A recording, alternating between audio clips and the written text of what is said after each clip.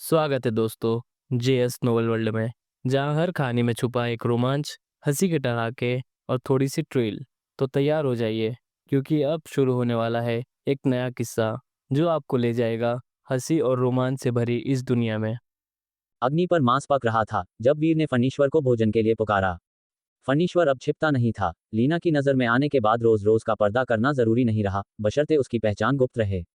आग के चारों ओर वे कुछ लोग आराम से खाने पीने में लगे थे। फणीश्वर बड़े चाव से पका हुआ मांस और मदिरा का स्वाद ले रहा था। वीर ने उसे ग्रिल्ड मांस से भरी रोटी दी।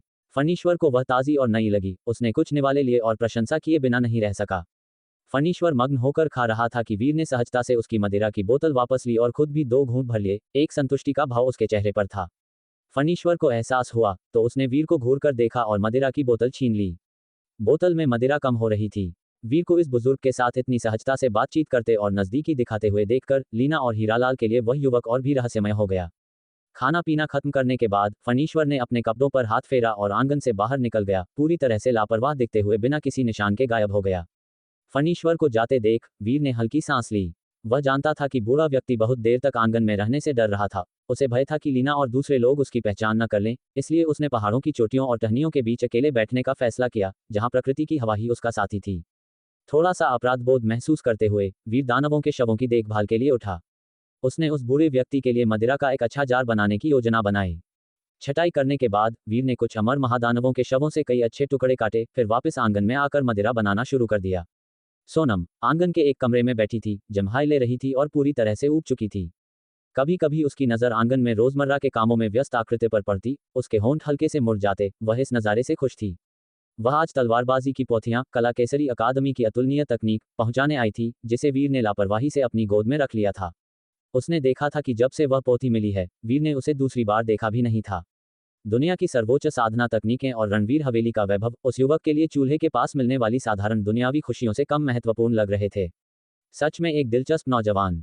शाम होने तक वीर ने सभी मदिरा के जार को ठीक से सेट कर दिया और उन्हें किण्वन के लिए छोटे आंगन के पीछे तहखाने में दफना दिया। सूरज की लालिमा में नहाया हुआ वीर अंततः बाढ़ वाले आंगन में अपनी बनाई हुई लकड़ी की कुर्सी पर बैठने में कामयाब हुआ। धीरे से झूलते हुए उसने अपनी छाती से साधना तकनीक निकाली और धीरे धीरे उसे पढ़ना शुरू किया। ताइजी ब्रह्मांड तलवार, यिन और यांग का मिलन। वीर ने पन्ने पलटे। जब उसने आखिरी पन्ना पढ़ा तो उसकी आंखों के सामने एक संकेत उभरा। उसने मूल बातें समझ ली थीं।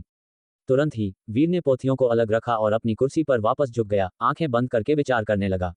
जैसे ही तलवारबाजी उसके मन में प्रवेश कर गई, सूचनाओं का सैलाब उमड़ पड़ा। जैसे जैसे उसने अनुमान लगाया और समझा, तकनीक का तलवार भाव और मूल सार एक रेशमी कोकून की तरह खुलता गया। ताइजी क्या है? यह महान से भी बस जरा सा महान है। महान क्या है? स्वर्ग और पृथ्वी। स्वर्ग के नीचे की सभी चीजें एक ताओ का पालन करती हैं। मेरे द्वारा समझी गई मन की अवस्थाएं और ताओ अभी तक पर्याप्त गहरे नहीं हैं। ये तलवार तकनीकें और साधना तकनीकें कुछ समानताएं रखती हैं। अगर इन्हें एकीकृत किया जा सके तो शायद एक ऐसी तकनीक बनाई जा सकती है जो सब कुछ समेट ले। वीर को एक पल के लिए ज्ञान प्राप्त हुआ। अब स्वर्गिक मानव लोक में स्वर्ग के द्वार में एकीकृत होकर उसकी आत्मा और रूप एक हो गए थे, जिसने उसे साधारण से आधा कदम आगे कर दिया था। उसके विचार अब केवल तकनीकों तक ही सीमित नहीं थे। वह उनके कड़े रूपों का पालन किए बिना भी सभी सांसारिक तकनीकों के रहस्यों को देख सकता था। उसकी महागुरु यात्रा सभी चीजों को गले लगाने के बारे में थी, लेकिन अब वीर को ऐसा लगा जैसे वह इस रास्ते पर केवल शुरुआती कदम उठा रहा है। अगर वह वास्तव में अंत तक पहुंच पाता तो उसकी महागुरु यात्रा अपने चरम पर होती। उस समय वह किस तरह के दृश्य देखेगा? वीर के विचार एक पल के लिए भटक गए, फिर वह हल्के से मुस्कुराया। चीजों को उनके प्राकृतिक मार्ग पर छोड़ देना सबसे अच्छा था, ठीक वैसे ही जैसे उसके महागुरु का हृदय स्वाभाविक रूप से पूर्णता प्राप्त करता है। दुनिया की असंख्य चीजों को जानबूझकर पीछा करने की जरूरत नहीं है, जैसे पृथ्वी पर चमकता सूरज जानबूझकर नहीं है, बल्कि प्रकृति का एक चक्र है। उस थोड़ी सी रोशनी की लालसा करना और सूरज का पीछा करना कुफू के सूरज का पीछा करने जैसा है, जिसका अंत केवल थकावट और मृत्यु में होता है। सूरज की गर्मी मोहक है, लेकिन इसे सीधे नहीं देखा जा सकता। शीतल चंद्रमा, हालांकि, युगों तक प्रकाशित कर सकता है। प्रकृति के केवल एक पहलू से चिपके रहने की जरूरत नहीं है, दुनिया आकर्षण और सुंदरता से भरी हुई है। स्वर्ग और पृथ्वी के साथ यही इंसानों और तकनीकों के साथ भी सच है। वीर ने महसूस किया कि उसकी मन स्थिति में थोड़ा और सुधार हुआ है। उसके मन में साधना तकनीकें सूक्ष्म रूप से बदल रही हैं, फिर भी वह परम महागुरु चरम से बहुत दूर था। एक हल्की मुस्कान के साथ उसने इस पर ध्यान नहीं दिया, बल्कि अपने ड्राइंग बोर्ड और ब्रश को बुलाया। फिर उसकी दिव्य आत्मा ऊपर उठी, दूर पड़े दानवों के शवों के ढेर को देखा। उसने लापरवाही से रेखाएं खींची, उसकी स्ट्रोक ने सार को पकड़ लिया। हालांकि ये दानव मर चुके थे, उनके शवों का चित्रण अभी भी मूल्यवान चित्रकला अनुभव प्रदान करता था। जैसे जैसे वीर लापरवाही से एक के बाद एक चित्र बनाता गया, उसके चित्रकला अनुभव अंक तेजी से बढ़ते गए और वह छठे चरण के करीब पहुंच गया। 2 दिन बीत गए। इन पिछले 2 दिनों में बाढ़ वाले आंगन के बाहर असाधारण शांति थी और कोई दानव दिखाई नहीं दिया। अंदर का युवक शांति का आनंद लेता रहा। 1000 से अधिक चित्र बनाए। उसने हर दानव के शव को 10 से अधिक बार चित्रित किया, उपलब्ध अनुभव को लगभग खत्म कर दिया। उसकी चित्रकला की कला सुचारू रूप से छठे चरण तक पहुंच गई, जिसने उसे एक कौशल बिंदु अर्जित कराया। छठे से 7वें चरण तक प्रगति के लिए आवश्यक अनुभव 1,00,000 अंक था। छठे चरण पर बाधा तक पहुंचने के लिए उसे 1,00,000 और अंक जमा करने होंगे। केवल चित्रकला में आध्यात्मिक जागरण से ही वह 7वें चरण में उन्नत हो सकता था। आध्यात्मिक जागरण, ये कब हासिल होगा? वीर ने बुदबुदाया, महसूस किया कि सुराग अभी भी मायावी थे। उसने चित्रकला रोक दी और साधना तकनीकों को संकलित करना जारी रखा। उसने व्यवस्थित रूप से उन साधना तकनीकों को दर्ज किया जिन्हें उसने बहिर्वेशन और बेहतर बनाया था। दोपहर में बाढ़ वाले आंगन में रसोई से धुआं उठने लगा और घुड़सवारों की एक कतार तेजी से बाहर के शिविर की ओर बढ़ी। फणीश्वर ने कुछ महसूस किया, उसकी आंखें थोड़ी हिली और एक झटके के साथ वह आग के पास से गायब हो गया जहां मांस लगभग तैयार था। हर कोई उसके अचानक प्रकट होने और गायब होने का आदी था और उसने ज्यादा ध्यान नहीं दिया, बल्कि आंगन के बाहर नए आने वाले पर ध्यान केंद्रित किया। लीना ने नजदीक से देखा और हल्की सी हैरान रह गई। नकुल जी। उसने आगंतुक को पहचान लिया। बचपन में जब उसके पिता को आदेश मिला था तो यही वह व्यक्ति था जो शाही फरमान देने आया था। जैसे ही नकुल जी सीमावर्ती दर्रे में घुसा और तबाही के साथ साथ गड्ढों वाली जमीन को देखा, उसकी आंखें भी गंभीर हो गईं। यहाँ की मिट्टी लाल भूरी थी, जैसे अनगिनत ताजे खून के धब्बों से भीगी हो। उसने बाहर देखा और जल्दी से अव्यवस्थित एनकैंपमेंट को देखा, जहाँ कई तंबू फटे हुए और ढेर में पड़े थे। दूसरी तरफ, हालांकि, एक काला द्रव्यमान था जो चौंकाने वाला था, दानवों के शवों का एक टीले जैसा ढेर, जिनमें से कुछ में पहले ही सड़ने के संकेत दिखाई दे रहे थे।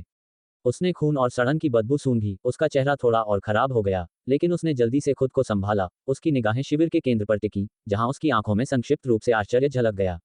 आसपास की तबाही और शवों के ढेरों के विपरीत, शिविर के केंद्र में एक सुरम्य बाढ़ वाला आंगन था। छोटे आंगन के अंदर खाना पकाने वाली आग से धुआं उठ रहा था, जैसे किसी किसान के घर में होता है।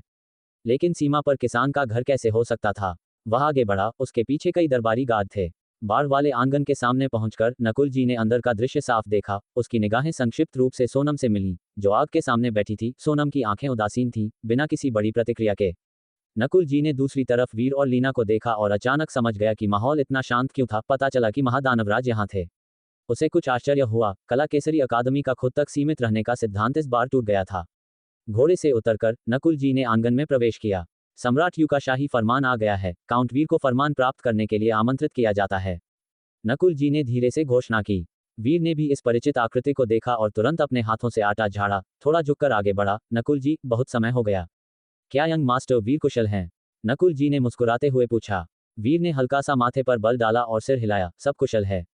सम्राट यू काउंट के सीमा की रक्षा के लिए जाने के साहस के लिए आभारी हैं और विशेष रूप से एक बहुमूल्य तलवार भेंट की है। कृपया इसे स्वीकार करें, नकुल जी ने सीधे तौर पर कहा। यहाँ कोई दर्शक नहीं था, इसलिए उसे बहुत जोरदार बोलने की जरूरत नहीं थी।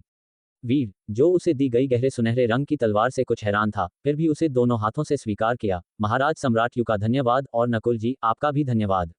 मेरा धन्यवाद करने की जरूरत नहीं, मैं तो केवल संदेशवाहक हूँ, नकुल जी ने मुस्कुराते हुए जवाब दिया। फिर तुरंत जोड़ा, महामहिम ने निर्देश दिया है कि यदि काउंट चाहें तो वह किसी भी समय आर्यावर्त राज्य जाकर गणताओ महल के बाहरी महल में अध्ययन कर सकते हैं और संत की शिक्षाओं को सुन सकते हैं। ये सुनकर लीना और हीरालाल दोनों खड़े हो गए, सदमे भरे चेहरों के साथ वीर को देख रहे थे। तो सम्राट यू द्वारा यंग मास्टर को इतना सम्मान दिया जाता था। गणताओ महल में साधना करने का सौभाग्य ऐतिहासिक रूप से केवल शाही संतानों के लिए आरक्षित था। इसके अलावा शाही संतानों में भी प्रतिस्पर्धा भयंकर थी और हर राजकुमार योग्य नहीं था। रणवीर हवेली के यंग मास्टर के रूप में वीर भविष्य में सच्चा ड्रैगन होने की प्रबल संभावना रखता था। अगर वह गणताओ महल में अध्ययन करता तो शाही परिवार के साथ उसका रिश्ता बहुत अंतरंग हो सकता था, जिससे अन्य 4 रणवीर हवेलियों से चिंताएं उत्पन्न हो सकती थीं। इससे पता चला कि उसे मिला यह एहसान कितना भयावह रूप से उदार था। वीर भी नकुल जी के शब्दों का महत्व समझा और आश्चर्यचकित हुए बिना नहीं रह सका। क्या सम्राट यू ने वास्तव में उसे पहले देखा था? क्या ये सच में वही बूढ़ा व्यक्ति था जिसके साथ उसने विलो के पेड़ के नीचे गो खेला था? इसके अलावा कोई अन्य संभावना नहीं लग रही थी। नकुल जी की दयालु और मुस्कुराती आंखों में देखते हुए वीर ने सिर झुकाया। महामहिम के दयालु इरादों के लिए धन्यवाद, लेकिन मैं अपने कर्तव्य के प्रति प्रतिबद्ध हूं और आशा करता हूं कि महामहिम मुझे क्षमा करेंगे। नकुल जी थोड़ा हैरान था, उसने वीर को ध्यान से परखा। क्या लड़का केवल अंदाजा लगा रहा था या वह वास्तव में यहीं रहना और इस जगह की रक्षा करना चाहता था? पिता और पुत्र के बीच भयंकर युद्ध के बारे में सुनकर और विवरणों को और स्पष्ट रूप से समझते हुए वीर के इरादों से ऐसा लगा कि वह वास्तव में अपने पिता से संबंध विच्छेद करना चाहता था। इतने महान उपनाम और धन को त्यागना और अब गणताओ महल में साधना करने का अवसर छोड़ना, क्या वह हर कीमत पर सभी संबंधों को तोड़ने के लिए दृढ़ था? वीर को देखते हुए नकुल जी ने कहा, तुम अभी भी जवान हो, कुछ फैसले जल्दबाजी में नहीं लेने चाहिए। संदेश पहुंचाने के लिए धन्यवाद, वीर ने जवाब दिया। ये जानकर कि वह उसे अन्यथा नहीं मना सकता, नकुल जी ने और कुछ नहीं कहा। उसने हल्का सा सिर हिलाया और कहा, चूंकि तुम दृढ़ हो, मैं तुम्हारे मूल शब्दों को वापस ले जाऊंगा। वीर ने सिर हिलाया। नकुल जी ने उसे आखिरी बार देखा, बिना रुके घोड़े पर चढ़ा और चला गया। जब वह शिविर से कई दर्जन मील बाहर निकल गया तो नकुल जी को अचानक कुछ याद आया और उसने खुद से बुदबुदाया, लगता है मैं थोड़ा जल्दी निकल आया। उस आंगन में भुने हुए मांस की महक काफी अच्छी थी। उसका पेट धीरे से गड़गड़ाया। सिर हिलाते हुए, एक अच्छा घोड़ा अपने पीछे की घास नहीं खाता है, और वह अब वापस मुड़ने के लिए तैयार नहीं था, इसलिए उसने बस अपने घोड़े को दौड़ाया और पूरी गति से निकल पड़ा। आंगन के अंदर नकुल जी के जाने के बाद से लीना और हीरालाल ने बातचीत सुनी थी और वीर के जवाबों से अनुमान लगाया था कि वह कितना दृढ़ था। वे कुछ कहना चाहते थे लेकिन खुद को स्पीचलेस पाया। उनमें से प्रत्येक ने अंदर ही अंदर आह भरी। गणताओ महल में प्रशिक्षण छोड़ने में सक्षम होना दिखाता था कि बच्चे का संकल्प कितना मजबूत था। वे जानते थे कि उनकी कोई भी पर्सुएजन व्यर्थ होगी।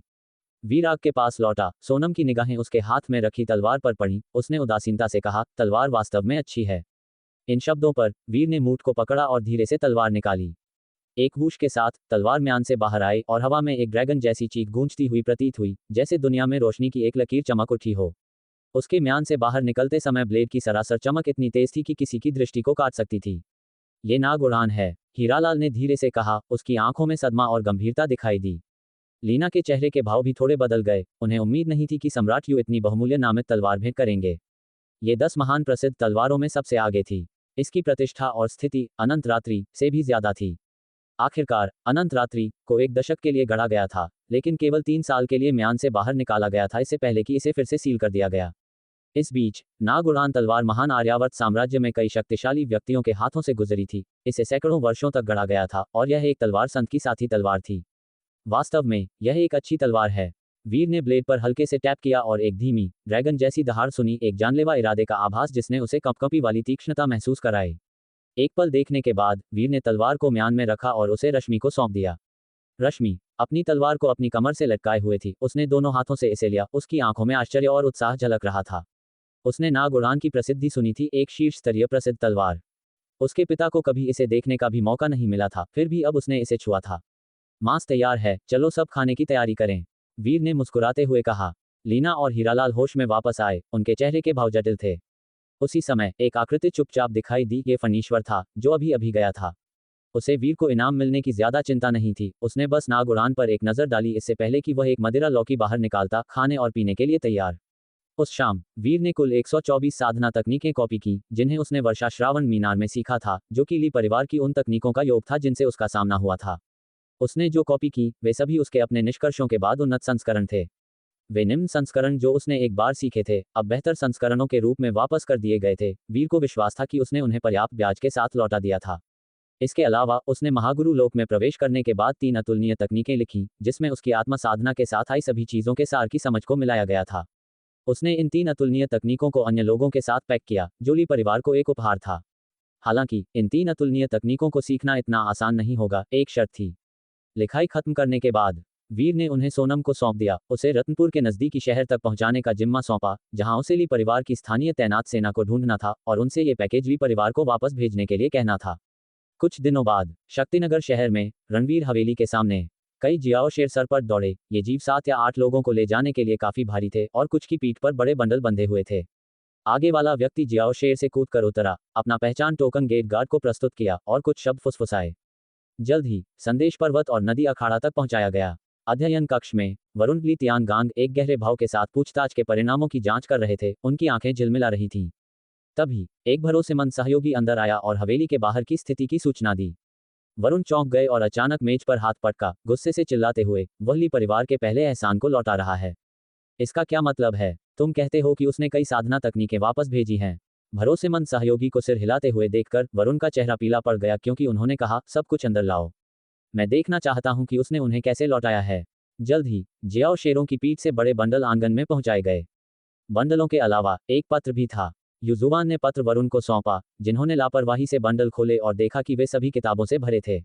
वरुण ने फिर पत्र खोला और सुरुचिपूर्ण और साफ सुथरे ढंग से लिखे गए शब्दों की कई पंक्तियां देखीं। हस्तलेख स्पष्ट रूप से उन सभी योद्धाओं में से किसी से भी श्रेष्ठ था।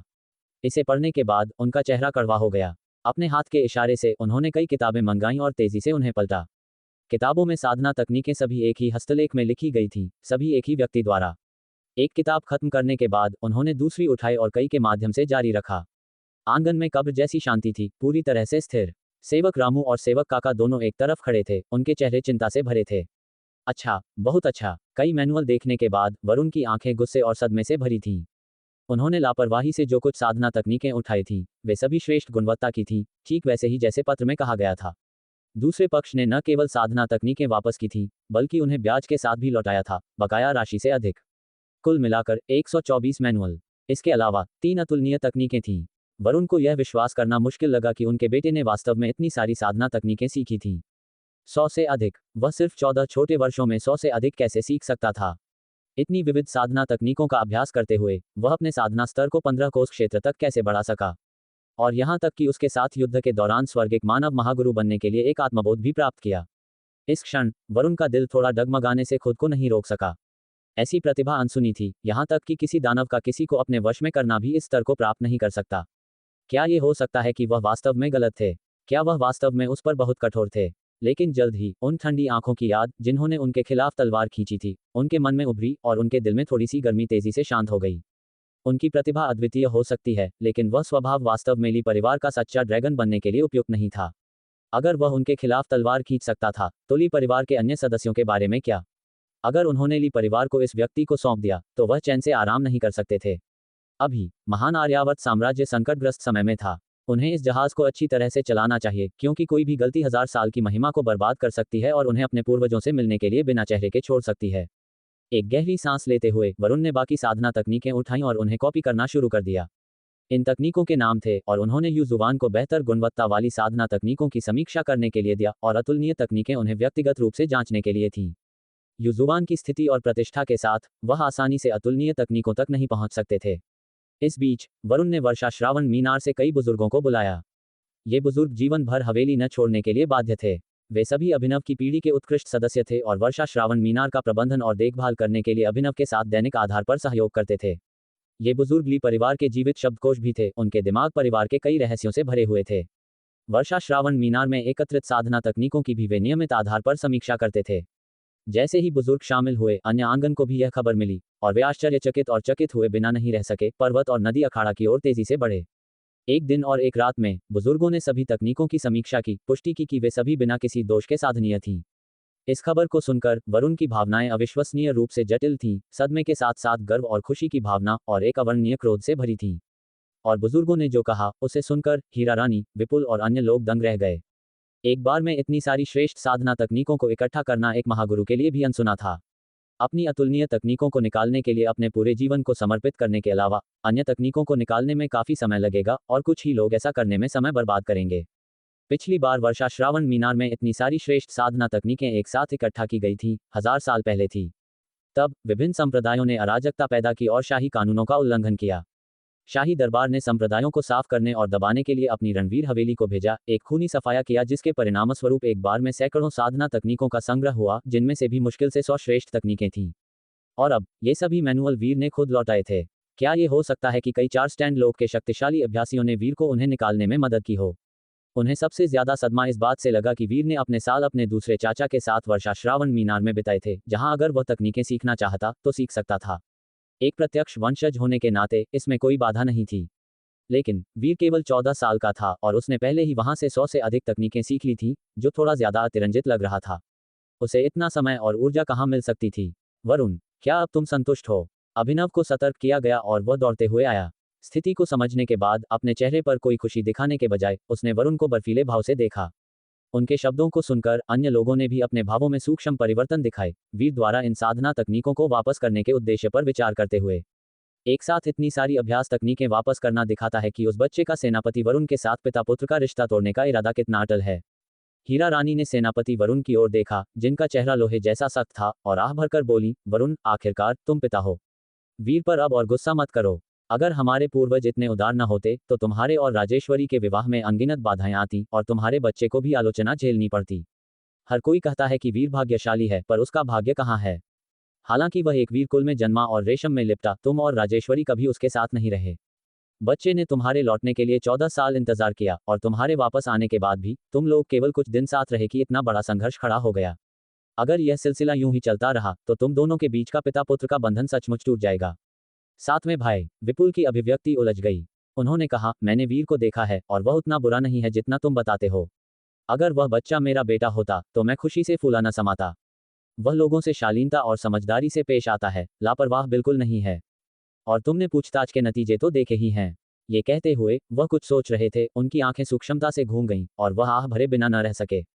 फेनिल ने भी हस्तक्षेप किया, सातवें भाई, रूपमती को पड़े उस थप्पड़ के लिए तुम वीर को दोष नहीं दे सकते। ये कहते हुए उन्होंने अपनी बगल में खड़ी पत्नी वनिता को तीखे ढंग से घूरा। वनिता ने भी बदले में उन्हें उतने ही गुस्से से देखा, उनके तेवर से जरा भी नहीं डरी। फेनिल इतना क्रुद्ध हुए कि उन्होंने मुट्ठी कस ली, लेकिन आखिरकार उन्हें ढीला छोड़ दिया।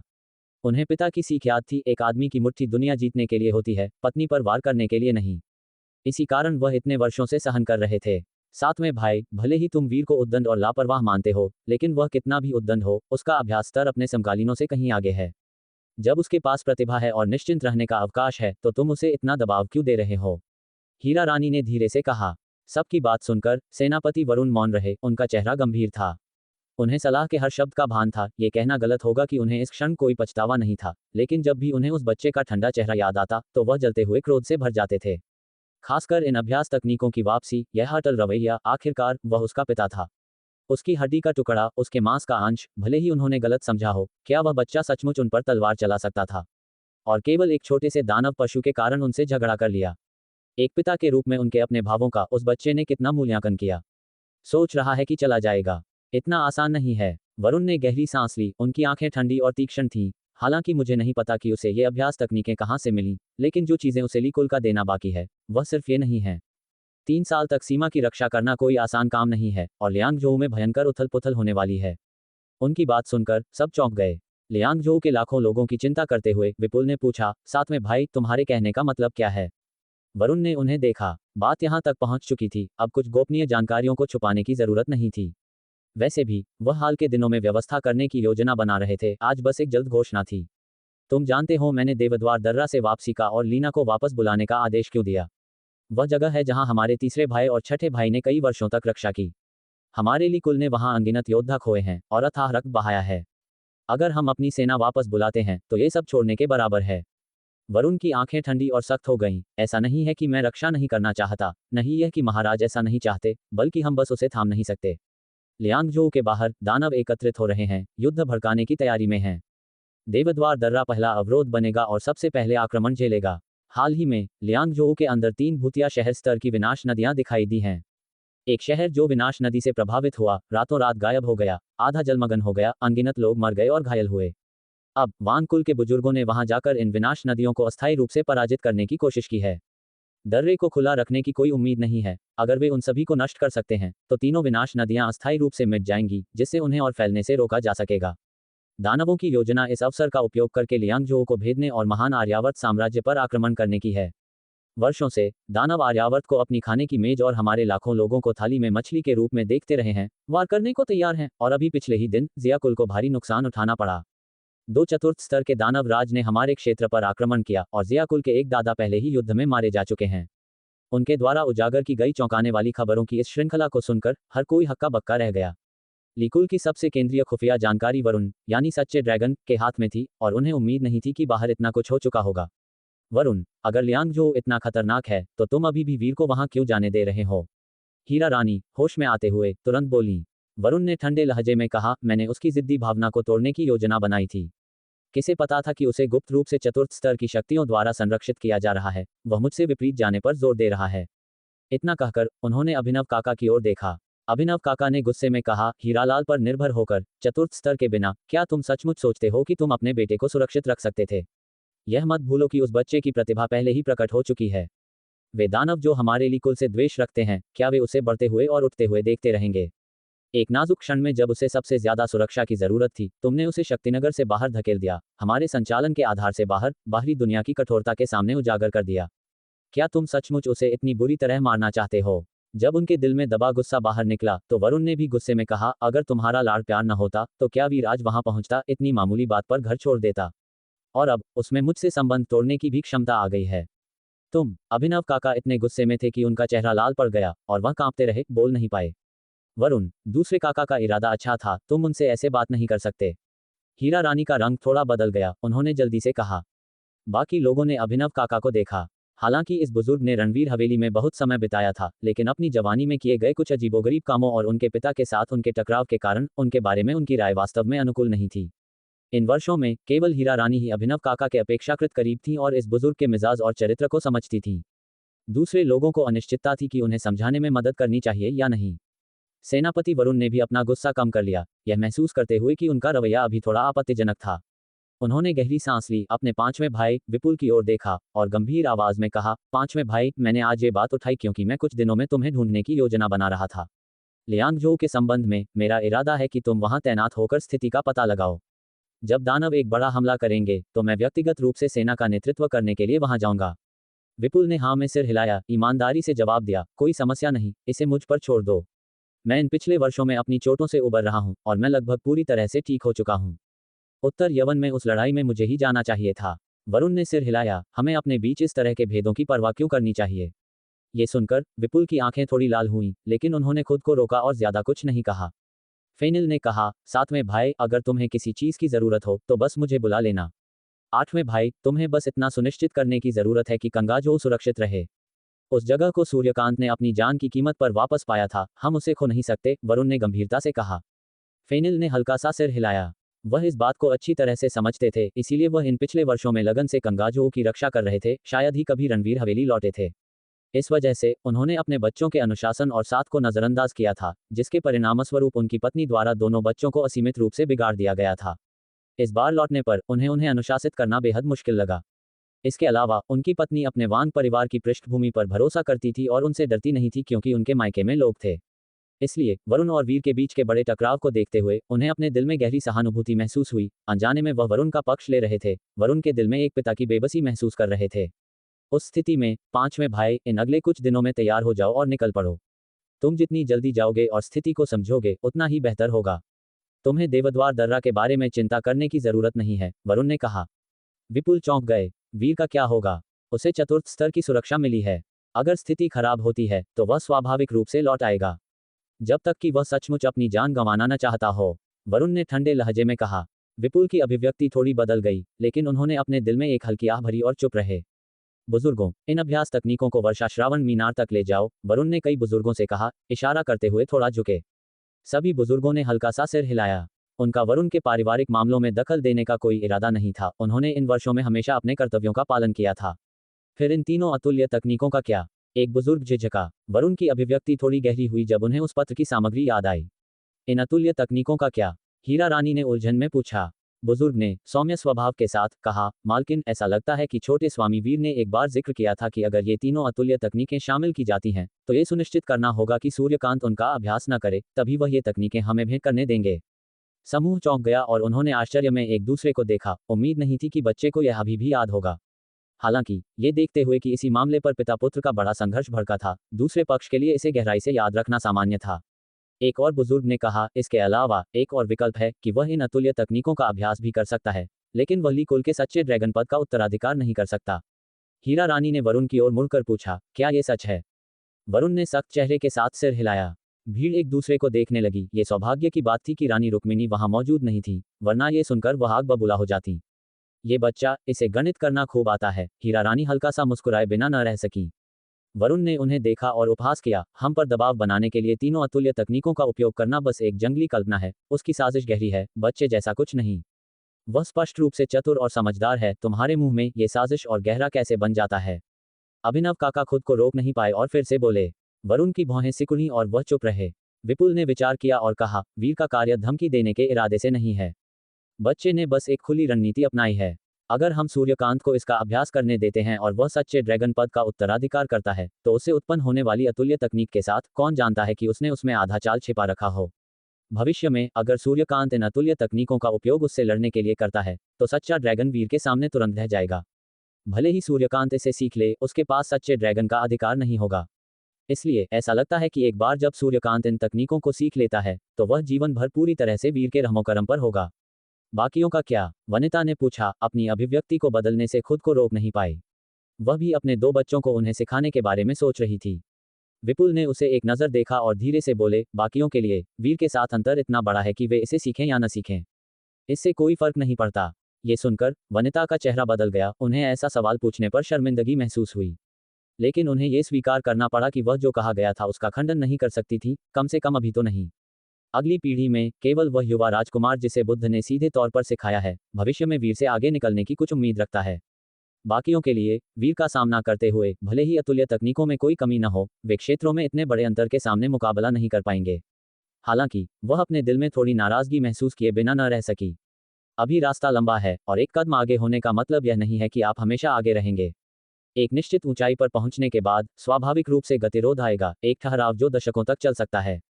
तब तक जो कुछ वर्षों का लाभ अभी है वह शून्य हो जाएगा, जिसका कोई खास महत्व नहीं है। उनके 2 बच्चे शायद बहुत ज्यादा न चमकें, लेकिन उनके पीछे वांग और ली परिवारों की नींव है, जिसकी तुलना वह बच्चा नहीं कर सकता और भविष्य में उन्हें उससे प्रतिस्पर्धा करने का अवसर मिल सकता है। ये सोचते हुए उन्हें थोड़ा बेहतर महसूस हुआ, लेकिन अब वह विपुल को कम अनुकूलता से देखती थी। अपने दिल में ठंडी सांस ली। चूंकि ऐसा है तो मुझे लगता है कि हमें उन्हें शामिल करना ही चाहिए। आखिर में फायदे नुकसान से ज्यादा हैं। जहां तक उनका अभ्यास करने या न करने का सवाल है, ये सूर्यकांत को तय करना होगा। अगर वह उनका अभ्यास करना चुनता है तो वह वीर के अधीन रहने को तैयार है। अगर नहीं तो उसे दूसरी उत्कृष्ट तकनीकों का अभ्यास करना होगा। वास्तव में वर्षा श्रावण मीनार में कई उत्कृष्ट तकनीकें उपलब्ध हैं, जब तक कि कोई दूसरे को पूर्णता से महारत हासिल कर लेता है। एक में महारत हासिल करना कई को हरा सकता है, कोई महत्वपूर्ण अंतर नहीं है। उन्होंने एक संक्षिप्त चर्चा के बाद निष्कर्ष निकाला। ये देखकर वरुण ने भी ऐसा ही महसूस किया और ज्यादा कुछ नहीं कहा। बुजुर्गों द्वारा अभ्यास तकनीकों को ले जाने के बाद वरुण ने सभी को आंगन से बाहर भेज दिया, फिर अपनी अध्ययन कक्ष में लौटकर उस पूछताछ रिपोर्ट को उठाया जिसे वह पहले पढ़ रहे थे। यह उनका दूसरी बार इसे पढ़ना था, वह बस किसी भी चूक के लिए जांच करना चाहते थे। जल्द ही उन्होंने दूसरी बार इसे पढ़ना समाप्त कर लिया। वरुण चुप हो गए, खड़े रहे जहां वह थे और आंगन में एक युद्ध प्रशिक्षण मैदान को देखा। वहां ड्रैगन कंडरा घास से बना एक लक्ष्य खड़ा था, लेकिन वह फटा हुआ था और बर्फ से ढका था। झन्नाटे से एक तीर जोर से ड्रैगन कंडरा घास के लक्ष्य के केंद्र में लगा। उसकी पूंछ थोड़ी कांप रही थी। कैसा लगा? मैंने कहा था ना कि मैं इसे मार सकता हूं। बच्चा उसी जगह पर ऊपर नीचे उछला, उत्तेजित होकर चिल्लाया। हाँ, बुरा नहीं है, थोड़ा और अभ्यास किया तो तुम अपने दूसरे भाई को भी पीछे छोड़ दोगे। एक लंबा तलवार पहने युवक मुस्कुराते हुए बोला। तुमने उसे पहले ही पीछे छोड़ दिया है, छोटे सातवें की प्रतिभा तीरंदाजी में मेरी से कहीं ज्यादा है। एक और दुबला पतला युवक हंसा, बच्चे का सिर सहलाने के लिए हाथ बढ़ाया, जो खुशी से चमक रहा था। मेरी तारीफ मत करो, तुम्हारे तीर ने 30 कोस दूर एक महान दानव का सिर उड़ा दिया। पूरी सेना ने देखा, तलवार पहने युवक ने प्रशंसा से देखते हुए कहा। दुबला पतला युवक बिना कुछ कहे मुस्कुराया, बच्चे की ओर मुड़कर बोला, पिछली बार तुमने कहा था कि तुम्हें अपनी तलवार चाहिए, यह क्या है? उन्होंने अपनी पीठ के पीछे से कुछ निकाला, अपनी हथेली में एक खंजर की लंबाई का मुड़ा हुआ ब्लेड पकड़े हुए। बच्चे की आंखें चमक उठी, उसने उत्तेजना के साथ इसे ले लिया। दूसरे भाई, क्या तुमने इसे खरीदा? ये तुम्हारे दूसरे भाई द्वारा शिकार किए गए एक विशाल नाग के दांतों और शल्कों से बना है। उन्होंने इसे खास तौर पर तुम्हारे लिए बनवाया है, तलवार पहने युवक ने ईर्ष्या से कहा। धन्यवाद दूसरे भाई। बच्चा बहुत खुश था, मुड़े हुए ब्लेड को अपने हाथ में पकड़कर उसे प्यार से सहला रहा था। आंगन के दूसरे हिस्से में अचानक एक बच्चे के रोने की आवाज उठी, जोरदार और ओजस्वी। दोनों युवक मुड़े और देखकर हंसे। छोटे नौवे ने फिर से बिस्तर गीला कर दिया। वे उस दिशा की ओर चले और बच्चा भी तेजी से उनके पीछे चला। उनकी आकृतियां दूर होती गईं जब तक कि वे पूरी तरह गायब नहीं हो गए। अतीत की यादें एक बार फिर उनकी आंखों के सामने शांत हो गईं। उन वसंत के दिनों की गर्म धूप जा चुकी थी, केवल गिरती हुई बर्फ से ढका आंगन ही बचा था। एक समय का नया ड्रैगन कंडरा घास लक्ष्य अब पुराना और घिसा हुआ हो चुका था। हंसी की आवाजें बहुत पहले ही जा चुकी थीं। लक्ष्य बना रहा, लेकिन उस पर तीर चलाने वाला कभी नहीं लौटा। वरुण की हथेली थोड़ी कस गई, उन्होंने गहरी सांस ली, फिर मुड़ने और सख्त चेहरे के साथ पर्वत और नदी आंगन से बाहर निकल गए। युजुबान और लीफू उनका पीछा करना चाहते थे, लेकिन उन्होंने उन्हें रोकने के लिए हाथ उठाया। बिना एक शब्द कहे वह दूर चले गए। उनकी आकृति गिरती हुई बर्फ के बीच आंगन के बाहर गायब हो गई। जल्द ही वरुण जलकुंज आंगन पहुंचे। जैसे ही उन्होंने दरवाजा खोला, प्रवेश द्वार पर मौजूद विश्वसनीय सहायक वरुण को देखकर चौंक गया। उसमें घबराहट की एक झलक दिखाई दी और उसने तुरंत सलाम किया। वरुण अपने हाथ पीछे बांधे हुए आंगन में दाखिल हुए और जल्द ही तलवार की हवा की सीटी की आवाज के बीच एक युवा आकृति को तलवारबाजी का अभ्यास करते देखा। उन्होंने एक नजर डाली और युवक ने भी उन्हें देखा। अपनी तलवार रोककर देखने लगा, हालांकि उसकी निगाह ठंडी थी, जिसमें गुस्से का एक संकेत था। बिना एक शब्द कहे वरुण ने अपनी निगाह हटा ली और सीधे पास के एक मंडप की ओर बढ़े। वहां एक सुंदर महिला, एक हरियाणी कॉलर वाली लंबी पोशाक पहने, रेलिंग से टिकी हुई थी। आंगन में अपनी तलवार का अभ्यास कर रहे युवक को देख रही थी। वरुण मंडप के किनारे से पहुंचे, लेकिन सुंदर महिला की अभिव्यक्ति ज्यादातर अपरिवर्तित रही। वह अभी भी युवक को देख रही थी, पीछे नहीं मुड़ी, हालांकि उसके होंठ थोड़े कस गए थे, जिससे उसकी आंतरिक अशांति जाहिर हो रही थी। मंडप एक क्षण के लिए शांत रहा। कुछ देर बाद वरुण ने पहले बात की, दूसरी भाभी, पूछताछ के नतीजे मेरे हाथ में सौंप दिए गए हैं और तुमने अपनी निजी मुहर से उनकी पुष्टि की है। तुम्हें और कुछ कहना है? रानी रुक्मिणी थोड़ी देर के लिए निश्चल रही, फिर धीरे से बोली, तुम मुझसे क्या कहने की उम्मीद करते हो वरुण? क्या मुझे तुम्हारे सामने माफी मांगने के लिए घुटने टेकने चाहिए, या मुझे तुम्हारे बेटे के सामने घुटने टेकने चाहिए और उसे मुझे और मेरे बच्चे को मारने देना चाहिए? जैसे ही उन्होंने बात की, वह धीरे से मुड़ी, उनकी गहरी आंखें वरुण पर टिकी हुई थीं। वरुण एक पल के लिए चुप रहे और फिर कहा, चून की दूसरी भाभी बिना इनकार किए पूछताछ के नतीजों को स्वीकार करती हैं, तो मुझे कानून के अनुसार कार्य करना होगा। कानून के अनुसार कार्य करने में ऐसी धार्मिकता? रुक्मिणी की आंखें अचानक भावुकता से भर गईं, युवा बढ़ी और कड़वाहट से भरी हुई। तुमने हजार धुरी आत्मा कौशल का इस्तेमाल करके जबरदस्ती स्वीकारोक्ति करवाई। अगर मैंने न बोला होता तो मैं उस जेल में मर गई होती। वरुण, ओह वरुण, तुम सचमुच क्रूर हो, अपने बेटे के प्रति क्रूर, और हम, एक विधवा और अनाथ के प्रति क्रूर। तुम अपने दिवंगत बड़े भाई का सामना कैसे कर सकते हो? वरुण ने उनके चेहरे पर क्रोध और नफरत देखी, एक बार फिर चुप हो गए। एक जमाने में जब वह और उनके दूसरे भाई हमेशा साथ देखे जाते थे, जब भी वह उन्हें देखती थी, वह एक अच्छी तरह से पली बड़ी महिला की तरह धीरे से मुस्कुराती थी, उनके लिए छोटे मोटे व्यंजन लाती थी, और जब वह बाजार जाती थी तो उनके लिए उपहार लाना कभी नहीं भूलती थी। वे सब तब जवान थे, लापरवाह चेहरों के साथ जो युवा उत्साह से भरे थे, मानो उनके दिल कोई चिंता छिपाने में असमर्थ हों। लेकिन अब जब वे एक दूसरे की आंखों में देखते थे तो वे एक दूसरे के दिल की गहराइयों में झांकने में असमर्थ थे। समय बदल गया है और कुछ भी पहले जैसा नहीं रहा। दूसरी भाभी, राष्ट्रीय कानून के अनुसार तुम्हारी प्रथम श्रेणी की मालकिन पदवी छीन ली जाएगी और तुम्हें एक आम नागरिक का दर्जा दिया जाएगा। वरुण ने गहरी सांस ली और धीमी आवाज में जारी रखा, पारिवारिक कानून के अनुसार, चूंकि तुमने परिवार के एक वैध उत्तराधिकारी को नुकसान पहुंचाने की कोशिश की, तुम्हें निर्वासित या मार दिया जाना चाहिए। लेकिन मेरे दूसरे भाई के पिछले गुणों पर विचार करते हुए, अब से तुम अनिश्चित काल तक जलकुंज आंगन में रहोगी। लीकुल के समर्थन से तुम अभी भी धन और सम्मान का जीवन सुनिश्चित कर सकती हो। कैसा धन और सम्मान? रुक्मिणी ने उनसे घूर कर देखा, आंखें युवा से भरी थीं। फेनिल इतना मूर्ख और भोला क्यों था? उसकी प्रतिभा तुम्हारी, वरुण से कम नहीं थी, और सूर्यकांत की नसों में दैवीय रक्त था। जब उसने मुझसे शादी की, वह पहले ही अमर स्तर पर पहुंच चुका था। फिर भी उसने मूर्खतापूर्वक ऐसा बेवकूफ़ी भरा काम किया, तुम्हारे लिए तलवार ली, गंभीर घावों के साथ युद्ध में गया, और अंत में उसका कोई अवशेष भी नहीं मिला। जैसे ही वह बोली, उन्होंने अपने दांत भींच लिए, उनकी आंखें न केवल नफरत से, बल्कि लाल आंसुओं से भी भर गईं। जिस साल वह मरा, सूर्यकांत का जन्म ही हुआ था। वह जन्म के क्षण से ही पिताहीन था। वरुण की छाती थोड़ी उठी जब वह शांत हो गए, पत्थर की तरह। अगर तुम न होते तो वह कैसे मरता? अगर वह अभी भी जिंदा होता तो छोटे नौवे की मौत के बाद वह सच्चा ड्रैगन पद उसका होता। अगर वह अभी भी जिंदा होता तो वह तुम्हें हम जैसी विधवा और अनाथ को धमकाने की अनुमति कैसे देता? अगर वह अभी भी जिंदा होता तो मुझे इतनी हद तक क्यों जाना पड़ता तुम्हारे राक्षसी बेटे को जहर देने के लिए? ये सब तुम्हारी गलती है। रुक्मिणी की भावनाएं टूट गईं, वे क्रोधित आंसुओं और दहाड़ों में फूट पड़ीं। आंगन के बाहर एक युवा आकृति अचानक प्रकट हुई, रुक्मिणी और वरुण के बीच खड़ी हो गई। उसकी आंखें ठंडी पाले से भरी थी जब उसने अपने सामने मजबूत आदमी को घूर कर देखा। मैं अपनी मां के कार्यों के परिणाम भुगतूंगा, तुम उन्हें सजा नहीं दोगे, सूर्यकांत ने ठंडे लहजे में कहा। वरुण ने उन ठंडी आंखों में देखा और अचानक अपने दिल में एक चुभन महसूस की। उन्हें लगा जैसे उन्होंने ये आंखें हाल ही में कहीं देखी हैं। वरिष्ठता के हिसाब से उनके सामने खड़ा व्यक्ति उनका अपना भतीजा था, जिसे उन्हें मामा कहकर संबोधित करना चाहिए था। लेकिन इस क्षण युवक की आंखों में एक अजनबी की ठंडक, यहाँ तक कि शत्रुता के अलावा और कुछ नहीं था। रुक्मिणी, सूर्यकांत की बात सुनकर इतनी डर गई कि उन्होंने जल्दी से उसे धक्का दिया। दखल मत दो, पीछे रहो, ये तुम्हारा काम नहीं है, चले जाओ। वरुण ने देखा कि रुक्मिणी की स्वीकारोक्ति केवल पूछताछ की यातना के कारण नहीं थी, बल्कि इसलिए थी कि वह अपने बेटे को इसमें वापस नहीं घसीटना चाहती थी, क्योंकि घर में कोई भी अब उन्हें निर्दोष नहीं मानता था। उनकी जिद व्यर्थ थी। वरुण, तुम मुझे कैद कर सकते हो, लेकिन सूर्यकांत निर्दोष है, वह अभी भी छोटा है और कुछ नहीं जानता। रुक्मिणी ने वरुण को घूरकर जोर दिया। वरुण ने धीरे से कहा, मैं केवल न्यायपूर्वक निपटारा करूंगा। अगर सूर्यकांत ने कोई गलत काम नहीं किया है तो मैं दखल नहीं दूंगा, जब तक कि वह अब से कानूनों या पारिवारिक नियमों का उल्लंघन नहीं करता। उन्हें ऐसा कहते देख रुक्मिणी का दिल शांत हो गया। उनके कंधे हिलने लगे और उन्होंने रोना और हंसना शुरू कर दिया। फिंग पिंग, तुम्हारा एक अच्छा भाई है। उनके शब्दों में व्यंग्य और दुख था। वरुण चुप रहे, कोई स्पष्टीकरण नहीं दिया, बस उन्हें और उनके सामने खड़े युवक को गहराई से देखा। उन्होंने धीरे से कहा, सूर्यकांत, सच्चे ड्रैगन के लिए हालिया संघर्ष का नतीजा मान्य नहीं होगा, जैसा कि मैंने पहले ही हमारे पूर्वजों को सूचित कर दिया है।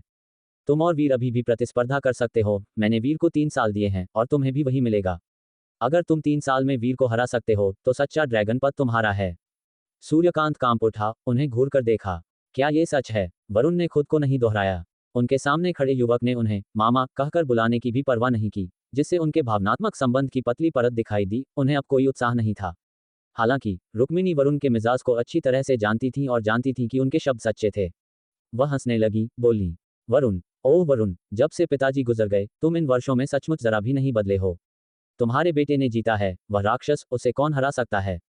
तुम बस अपना थोड़ा सा पक्षपात दिखाकर उसे सच्चा ड्रैगन पद दे सकते थे। ये सब परेशानी क्यों? लिकुल के पुरुष एक एक करके सरों की लकड़ी जितने मोटे सिर वाले हैं, समझ से परे सुस्त। वरुण ने उन्हें एक नजर देखा, उनकी भावनाएं पहले ही समतल हो चुकी थी। उन्होंने उदासीनता से कहा, शायद, लेकिन आर्यावर्त के लोगों को ऐसे सरों सिर वाले नेताओं की जरूरत है। रुक्मिणी कुल के विद्वानों के दिमाग तेज हैं, लेकिन तुमने इन वर्षों में क्या ठोस काम किया है? लाभ कमाने के लिए मौके हथियाना, कर चोरी के लिए लिकुल के संरक्षण पर भरोसा करना, क्या तुम्हें सचमुच लगता है कि मैं इसके बारे में नहीं जानता? रुक्मिणी चौंक गईं, उनका चेहरा तुरंत पीला पड़ गया। अगर तुम नहीं चाहती कि दूसरे जाने, तो खुद मत करो। वरुण मुड़े और जलकुंज आंगन से बाहर चले गए। बाहर इंतजार कर रहे निजी रक्षकों के कप्तान उनके पास पहुंचे, आदेश लेने के लिए तैयार थे।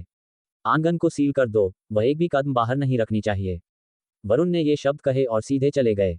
प्याओश हुए आंगन में लौटने के बाद विपुल ने अपनी पत्नी गौरी से उपहार और कपड़े तैयार करवाए, जितनी जल्दी हो सके लियांगजोऊ के लिए निकलने की योजना बनाई। सैन्य मामलों की तात्कालिकता और लियांगजोऊ में दानवों के छिपे हुए खतरे पर विचार करते हुए उनका अब और घर पर रुकने का कोई इरादा नहीं था। पिताजी, क्या आप दानवों को वश में करने के लिए लियांगजोऊ जा रहे हैं? हॉल में 3 आकृतियां आईं और अतुल्य अपनी आंखें थोड़ी चमकाते हुए ने पूछा। विपुल ने तीनों को देखा, उनके चेहरे पर मुस्कान आ गई।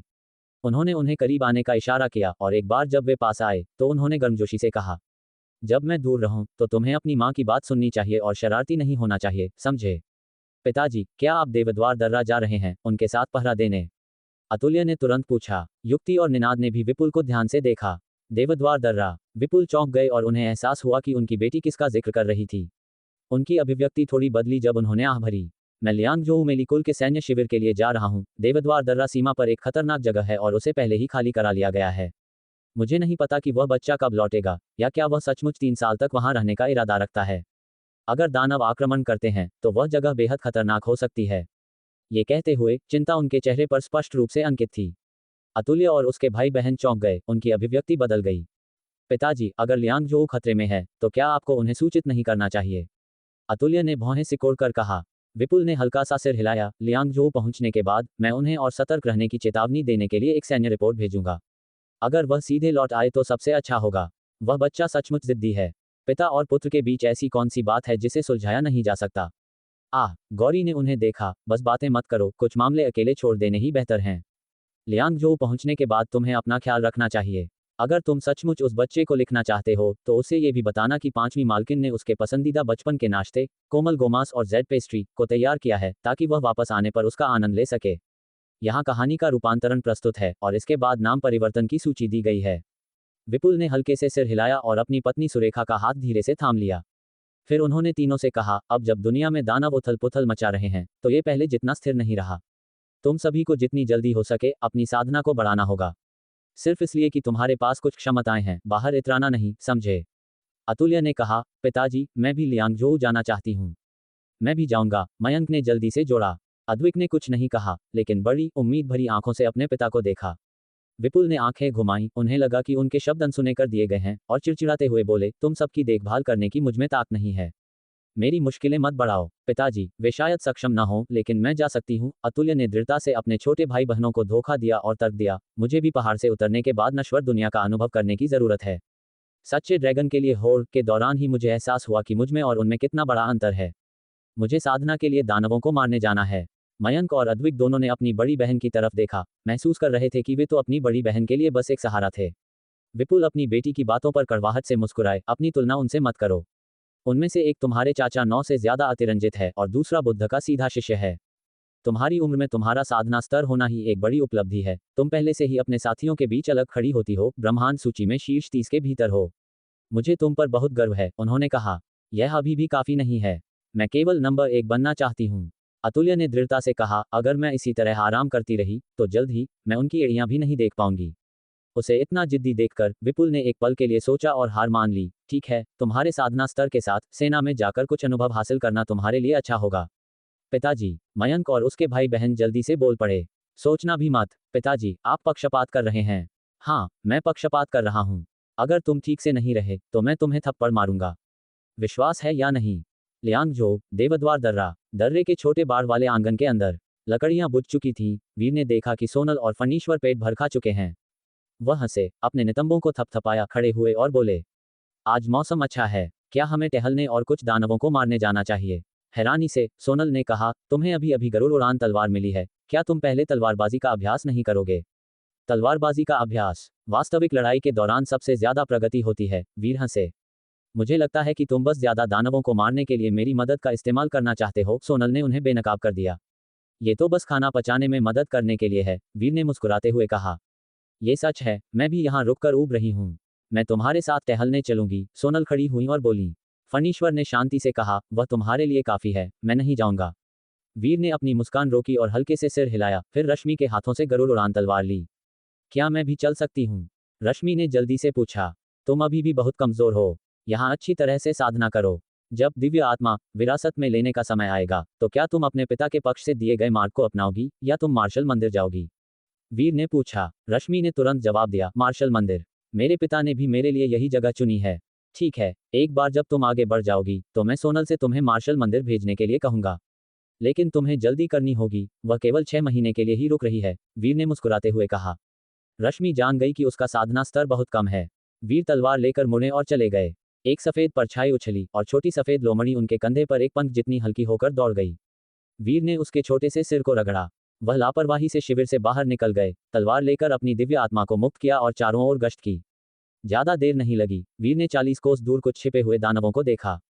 एक सनसनाहट के साथ गरुड़ उड़ान तलवार म्यान से बाहर निकली। 20 कोस पार उड़ने वाली तलवार एक इंद्रधनुष की तरह निकली, जंगल में छिपे कई दानवों को काट डाला।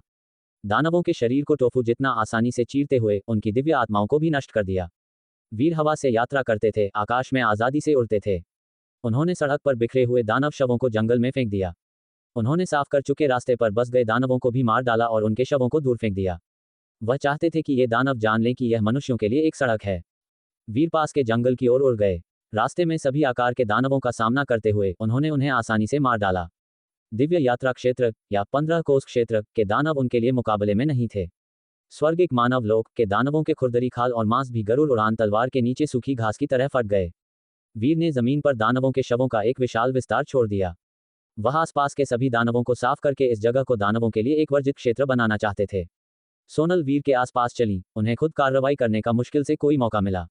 वीर उन्हें केवल महादानव राज के अचानक हमले से एहतियात के तौर पर साथ रखना चाहते थे। वीर ने दानवों को मारने के लिए ज्यादातर अपनी मछली पकड़ने वाली लाइन और हुक का इस्तेमाल किया और साथ ही मछली पकड़ने के अनुभव को भी जमा किया। कई दिन बीत गए। देवद्वार दर्रे के 100 कोस के भीतर एक भी दानव नहीं देखा जा सकता था। वीर का मछली पकड़ने का अनुभव भी 20,000 अंकों तक पहुंच गया था। वीर ने और दूर के क्षेत्रों को साफ करना शुरू कर दिया। देवद्वार दर्रे से 1000 कोस दूर अन्य चोटियों से घिरे एक विशाल पर्वत के शिखर पर नागनाथ साधु आश्रम था। विशाल आश्रम परिसर साधना में लगे दानवों से भरा था। एक मंच के ऊपर एक मम्मी जैसा शव, जिसका चेहरा लाल और नीला चित्तीदार था, उपदेश दे रहा था। ये वही त्रय अमर लोक के महादानव थे जो बुरी हालत में भागकर आए थे। आश्रम के पिछले पहाड़ों में एक बूढ़ा व्यक्ति फटे हुए साधु वस्त्रों में एक झरने के सामने चुपचाप बैठा था। अचानक उसकी आंखें खुली और उसने उदासीनता से कहा, आपका यहाँ आना हुआ है, आपको क्या मार्गदर्शन चाहिए? उसके पीछे एक आकर्षक महिला जिसने चटक लाल रंग की पोशाक पहनी हुई थी, वह हंसी। नागनाथ गुरु, मैंने सुना है कि आपके कई शिष्य देवद्वार दर्रे पर मारे गए हैं, कितना अफसोस है। क्या तुम यहाँ मार खाने आए हो? बूढ़े साधु की आंखें बर्फीली ठंडी थीं। मैं बस आपके लिए अफसोस महसूस कर रही हूँ, आकर्षक महिला ने कहा। मैं पूछने आई थी, आप पहले के प्रस्ताव के बारे में क्या सोचते हैं? क्या आप हमारी सेना में शामिल होंगे? यह एक दुर्लभ अवसर है। बूढ़े साधु ने अपनी भौहें चढ़ाईं और चुप्पी साध ली। आप अभी भी किस बात की चिंता कर रहे हैं? गणपत महल का असली व्यक्ति बाहर कदम रखने की हिम्मत नहीं करता है, आकर्षक महिला ने धीरे से कहा। ये 1000 साल में एक बार मिलने वाला मौका है। हमें बहुत पहले ही वापस लड़ते हुए आना चाहिए था। बूढ़े साधु ने धीरे से कहा, अगर हमें लियांगजो पर हमला करना है तो आप किस दिशा से वार करने की योजना बना रहे हैं? हम उम्मीद कर रहे थे कि आप हमारे साथ काम करेंगे और इस देवद्वार दर्रे से होकर गुजरेंगे, आकर्षक महिला ने कहा। लेकिन हमें कुछ दिन पहले खुफिया जानकारी मिली। शक्तिनगर के वीर परिवार को बड़ी मुसीबत का सामना करना पड़ा है। वह प्रतिभाशाली प्रोडिजी यहाँ निर्वासित हो गया है। चतुर्स्तंभ क्षेत्र गुप्त रूप से उसकी रक्षा कर रहा है। मेरा मानना है कि आप पहले ही उससे मिल चुके होंगे। तो देवद्वार दर्रे से हमला जारी रखने का मतलब होगा चतुर्स्तंभ क्षेत्र के साथ जल्द मुकाबला। हमने पहले ही अपना मार्ग बदल लिया है। चूंकि ये दर्रा एक कठोर अखरोट बन गया है, तो आइए इसे अभी के लिए दरकिनार कर दें। लियांगजो को समतल करने के बाद इस छोटे से दर्रे का कोई महत्व नहीं रहेगा। सर्दियों की बर्फ नीचे गिरी, दुनिया को एक झिलमिलाती चांदी की चादर में ढक दिया। एक छोटे बाड़ वाले आंगन के अंदर रश्मि बर्फ में अपनी तलवारबाजी का अभ्यास कर रही थी। तकनीक तो बस एक मुखौटा है, तुम्हें प्रक्षेपवक्र, लय और तलवार के सच्चे सार को समझना होगा। उसके बगल में वीर बर्फीली जमीन पर झुके हुए थे, ध्यान से एक स्नोमैन बना रहे थे। तलवार का प्रक्षेपवक्र। रश्मि रुकी, उलझन में। वीर ने सिर हिलाया। उन्होंने लकड़ी के शेड के बाहर से एक टहनी उठाई, उसे झटका देकर सभी गिरते हुए स्नोफ्लैक्स को वापस उस पर पकड़ लिया। तुम्हारी तलवार को तुम्हारे आसपास के वातावरण के साथ बातचीत करनी चाहिए, इस तरह तुम सटीकता और तीखेपन को प्राप्त करती हो, वीर ने समझाया। रश्मि ने अपना अभ्यास फिर से शुरू कर दिया। लीना और सोनल ने भी उसे मार्गदर्शन करने के लिए समय निकाला। उनके मार्गदर्शन से रश्मि को अपने महागुरु मार्ग का पीछा करने के लिए एक शुरुआत मिली। वीर ने अपना दूसरा स्नोमैन बनाना जारी रखा। दर्रे के बाहर अचानक एक पुराना घोड़ा सरपट दौड़ा। घोड़ा छोटे आंगन के बाहर रुक गया। तुम लियांगजो के शूर शिविर से हो? लीना, जो रसोई में थी, बाहर निकल आई। क्या पांचवा भाई लियांगजो पहुंच गया है? क्या वह हमें मजबूत करने आया है? बूढ़े सैनिक ने एक सैन्य रिपोर्ट सौंप दी। सेनापति अभी अभी लियांगजो पहुंचे हैं और उन्होंने मुझे ये रिपोर्ट कमांडर को देने के लिए भेजा है। लीना ने तेजी से रिपोर्ट स्कैन की। जल्द ही उनकी आंखों में एक तेज बर्फीला किनारा आ गया। ये दानव वास्तव में लियांगजो के खिलाफ साजिश करने की हिम्मत रखते हैं। लीना ने गहरी सांस ली और बूढ़े सैनिक से कहा, बस एक पल। वह वापस आंगन में मुड़ी, वीर से लिखने का सामान मांगा, तेजी से एक पत्र लिखा और इसे बाहर इंतजार कर रहे बूढ़े सैनिक को सौंप दिया। बूढ़े सैनिक ने लपेटे हुए पत्र को अपनी आस्तीन में रखा और सरपट दौड़ गया। सैनिक के जाने के बाद लीना ने वीर को बुलाया और उसे सैन्य रिपोर्ट सौंप दी। पांचवां भाई कहता है कि लियांगजो के बाहरी इलाके में दानव हलचल कर रहे हैं। ये दानव लियांगजो को निगलने के इरादे से आंतरिक और बाहरी हमलों का समन्वय करने की योजना बना रहे हैं। वह खासतौर पर कमान संभालने आए हैं, उन्होंने वीर को बताया। हमारे देवद्वार दर्रे को जल्द ही एक बड़ा दानव आक्रमण का सामना करना पड़ सकता है। वीर ने जवाब दिया, जब दुश्मन आएगा तो हम उन्हें रोकेंगे, जब बाढ़ आएगी तो हम बांध बनाएंगे। अगर दानव आते हैं तो हम बस कड़ाही चढ़ा देंगे। लीना ने मुस्कान दी, लेकिन फिर सोचा कि चतुर्स्तंभ क्षेत्र की दो शक्तियां उनकी रखवाली कर रही हैं, तो घबराने की जरूरत नहीं है। वीर ने सभी को दोपहर का भोजन करने के लिए आमंत्रित किया। लीना के बाल, जो अब साफ और खुले थे, उन्हें एक ताजगी दे रहे थे, जिससे वह एक पेंटिंग से बाहर निकलती हुई महिला सेनापति की तरह दिखाई दी। वीर ने घर का बना गर्म झरना बनाया। टब में भीगते हुए वे बारबेक्यू किया हुआ मांस खाते थे, शराब पीते थे और गुरु फनीश्वर के साथ इत्मीनान से चैट करते थे। ये वास्तव में एक रमणीय जीवन था। आने वाले दिनों में वीर ने अपना दिन सोनल के साथ शिकार में बिताया और रातें छोटे आंगन में वापस आराम करते हुए बिताईं। शिकार किए गए दानवों ने उन्हें चित्रकला अनुभव की एक महत्वपूर्ण मात्रा दी थी और वह छठे चरण तक पहुंचने वाले थे। त्रय अमर लोक के दानव देवद्वार दर्रे के आसपास से निकल गए थे। वीर ने उन सभी गुफाओं को ढहा दिया और सूक्ष्म मछली के निशान संकेतों के रूप में छोड़ दिए। जैसे ही वीर ने दानवों का शिकार किया, उनकी महागुरु मनस्थिति भी धीरे धीरे पूर्ण हो रही थी। वह सभी चीजों के बल की एकता को खोजना चाहते थे। वह सोनल के साथ पहाड़ों और नदियों की यात्रा करते थे। उन्होंने सूरज की रोशनी में बर्फ को पिघलते हुए देखा और भारी बर्फ के नीचे दृढ़ नए पत्तों को देखा। सभी चीजों में एक बल होता है, लेकिन इस बल की सामान्यता क्या है? एक ठंडी हवा चली, उनके चेहरे को छूती हुई। वीर ने दूर के पहाड़ों और पास के जंगलों को देखा, उन्हें अपने दिल में कुछ छुआ, लेकिन ये पल भर में फिसल गया। वीर ने आंगन के बाहर कुछ घर भी बनाए थे। लीना ने पूछा, क्या तुम मूल शहर को फिर से बनाने की योजना बना रहे हो? वीर बस मुस्कुराए, अगर दानव दूर ही रहते हैं तो यह असंभव नहीं है। लीना को शक था कि दानव देवद्वार दर्रे पर चतुर्स्तंभ क्षेत्र की दो महाशक्तियों के कारण एक चक्कर लगाने की योजना बना रहे हों। एक दिन सोनल आपूर्ति के साथ लौटी। वीर के लिए कुछ अतिरिक्त खास चीजें लाईं, शतरंज की रणनीतियों का एक सेट और दो प्रसिद्ध पेंटिंग। वीर ने उन्हें तुरंत अपने पैनल में जोड़ दिया। शतरंज की रणनीति, शतरंज का नया अध्ययन को नियंत्रण पथ में एकीकृत किया गया, नियंत्रण गति में 20% की वृद्धि। एक पेंटिंग, स्वच्छ झरने में झींगा को शारीरिक देह पथ में शामिल करने पर विशेषता लाई, पानी के प्रति 20% आत्मीयता। दूसरी पेंटिंग, पीली चिड़िया कीड़े पकड़ रही है को नियंत्रण पथ में एम्बेडेड करने पर विशेषता मिली। जब तक हमला अप्रकट रहता है, एक घातक प्रभाव के लिए 1% मौका होता है। ठीक। तो दोस्तों, ये था आज का सफर जेएस नोवेल वर्ल्ड के साथ, जहां हर कहानी में होता है ट्विस्ट और थोड़ी सी मस्ती। अगर आपको मज़ा आया हो तो लाइक, शेयर और सब्सक्राइब करना ना भूलें। मिलते हैं अगले एपिसोड में। तब तक बने रहिए जेएस नोवेल वर्ल्ड के अद्भुत दुनिया के साथ।